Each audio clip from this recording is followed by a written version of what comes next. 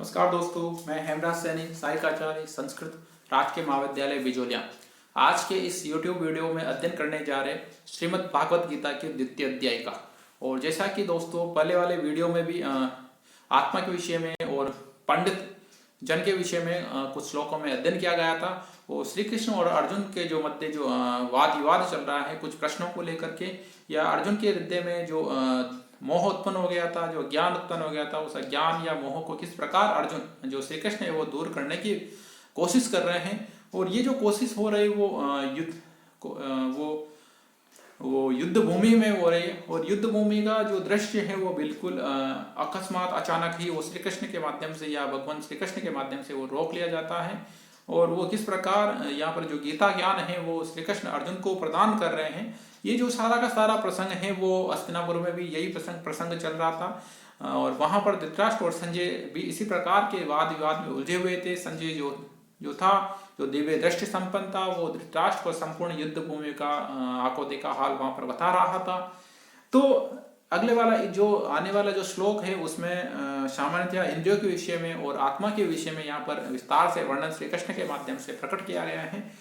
तो श्री कृष्ण कहते हैं कि मात्रा स्पर्शास्तु कौन्ते शीतोष्ण सुख दुःखदाः आगमा पायिनो अनित्या तांस तितिक्ष भारतः।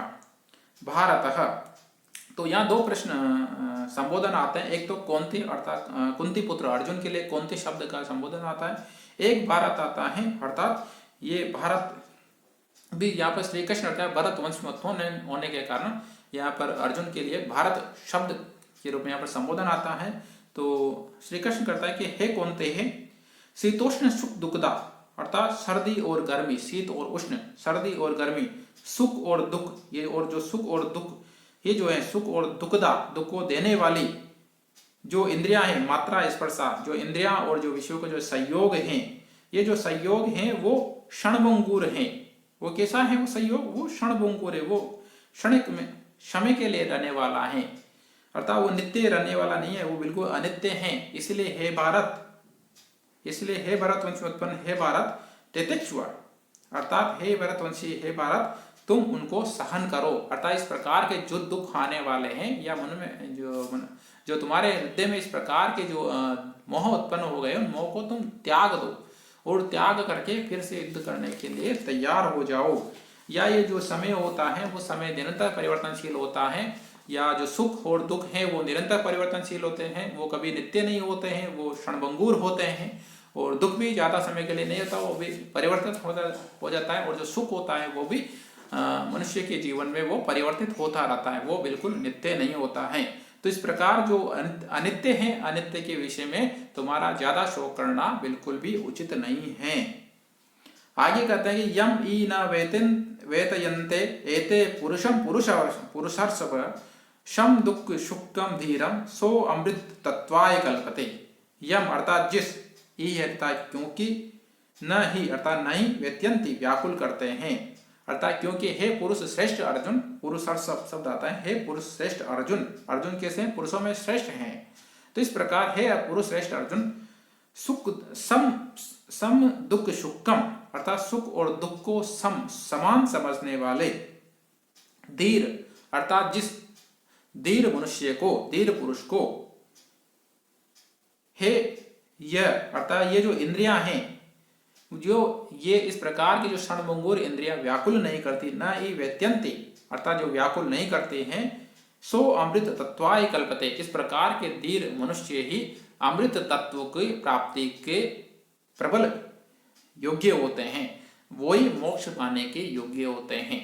तो यहाँ पर श्री कृष्ण अर्जुन को बता रहे हैं कि जो तुम इस प्रकार से शोक प्रकट कर रहे हो, इस प्रकार से मोह से ग्रसित हो रहे हो, या इंद्रियों के वश में हो रहे हो, या जो क्षणभंगुर हैं, जो नित्य परिवर्तनशील होते हैं, उनके विषय में जो ज्यादा शोक कर रहे हैं वो बिल्कुल भी उचित नहीं है। क्योंकि धीर मनुष्य जो होते हैं वो धीर मनुष्य, धीर पुरुष इस प्रकार से ज्यादा विचार नहीं करते हैं, इस प्रकार शोक से ग्रसित नहीं होते हैं।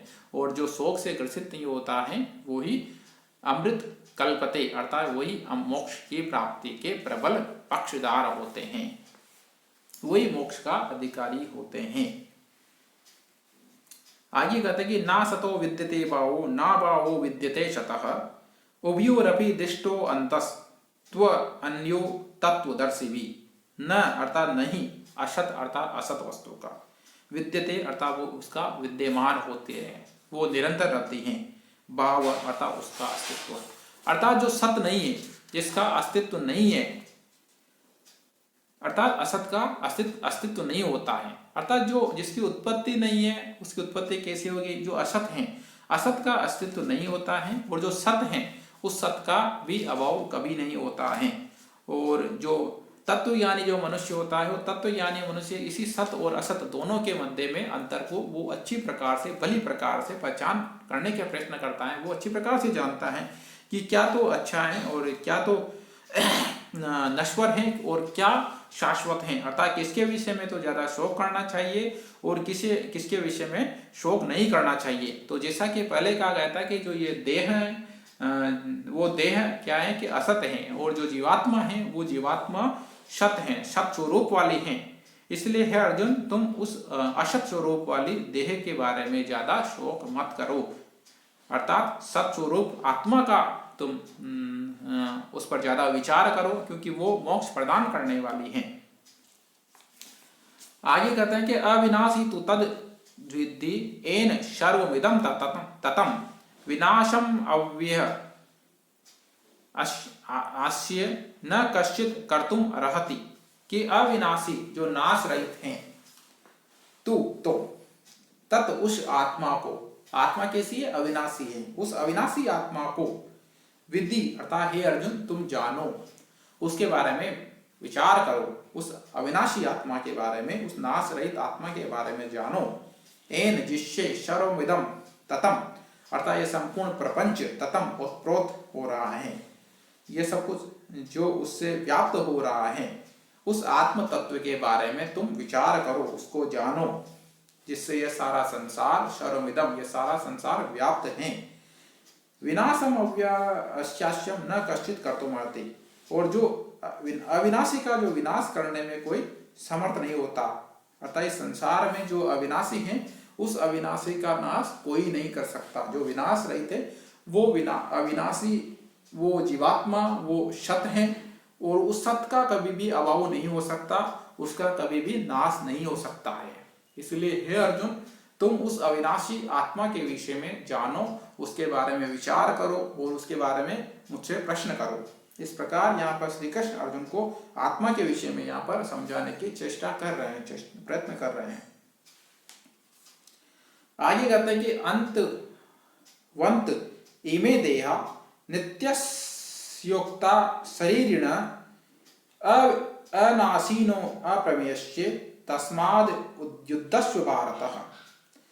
फिर आगे कहते हैं कि अंतवंत इमे देहा अर्थात इमे देहा अर्थात हे अर्जुन, अंतवंत अर्थात इमे देहा अर्थात ये जो देह है वो नाशवान है, ये जो शरीर है वो अंतवंत अर्थात निश्चित रूप से नष्ट होने वाला है। नित्यस्य इस प्रकार जो वो शरीर है वो बिल्कुल उचित रूप से, वो निश्चित रूप से नष्ट होने वाला है, उसके विषय में। और साथ में कहते हैं कि नित्यस्योक्ता शरीरिण और अनासीनो अप्रमेयस्य, और जो अविनाशी हैं, अविनाशी हैं, अप्रमेय जो आत्म तत्व से युक्त है, जो जीवात्मा है, जो नित्य हैं, जो निरंतर रहने वाले हैं, या नित्य स्वरूप युक्त जो जीवात्मा हैं, ये सारे के सारे जो हैं वो एक नष्ट होने वाले शरीर के या नाशवान कहे गए हैं। इसीलिए हे भारत युद्धस्व भारत, इसीलिए हे भारत, हे भरतवंश उत्पन्न अर्जुन तुम युद्ध करो, अर्थात ये सारे के सारे जितने भी हैं वो अविनाशी आत्मा के स्वरूप हैं। आगे कहते हैं कि ये एनम वेति हंतारम यश्चैनम मन्यते हतम उभौ तौ न विजानितो न अयम हंति न हन्यते।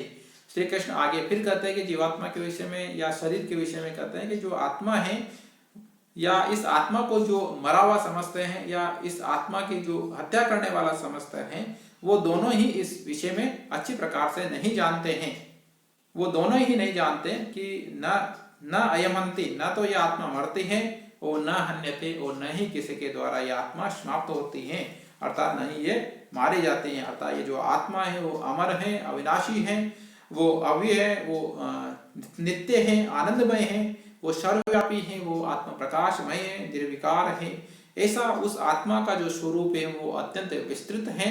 इसलिए हे अर्जुन, तुम उस आत्मा के विषय में, उस शरीर के विषय में ज्यादा विचार मत करो। अर्थात जो आत्मा है वो नित्य है, वो निरंतर रहने वाली है।